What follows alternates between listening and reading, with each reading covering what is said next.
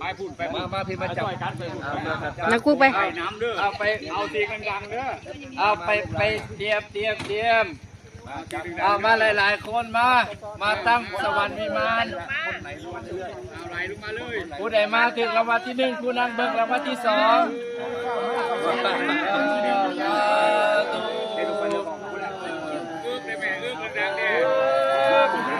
ยกตัวยัง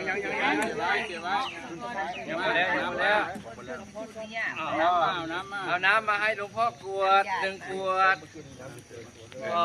ดึกเที่ยวชาญอะไรเนี่ยขนาดนี้นะทำบ่อยหลายขวดแน่ยัดประวันอึดน้ำคนนั้นญาติพี่น้องญาติลูกดินให้เขากับเปิดขวดเตรียมญาติน้ำ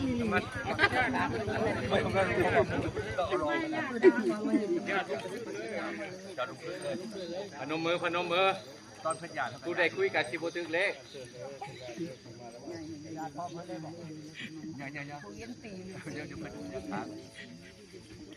สาธุ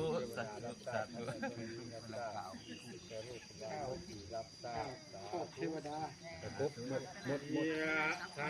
มาลิวาปุราปาลิปุเรติสากังเอวเมวะอิโตทินังเปตานังอุปกปติอิจิตังปฏิตังตุมหังคิปเมวะสมิตตุสเปปุเรตุสังกปาจันโทมณิลาโสยถามะนิโชติลาโสยถาสุขีติคายุโกภวะอภิวาทนาเสสนิจังสุขาปัจจายไปแล้วสุขังภาพูดแปดทั้งเอมาตามิเวนะมาตามิเวนะไปเด้อไม่ต้องบอกเด้อขึ้นเลยสัญญามาเลยมารับแล้วเป็นไปแล้วขึ้นสวรรค์ที่มามาคงตีได้ปัดไปเลยไม่ห่วงเลยเพราะว่าให้พระหลวงพ่อดึงอันนี้ระวังให้หลวงพ่อดึงแบบว่า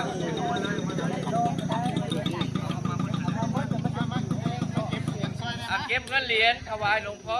เป็นความส่งไหนเป็นความส่งไหน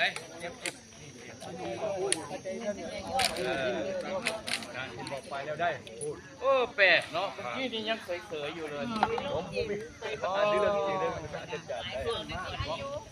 ลมพึ่งมา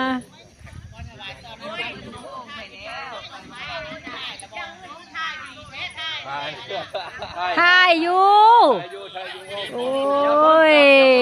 ผู้กำกับนี่กันหลายคนเลย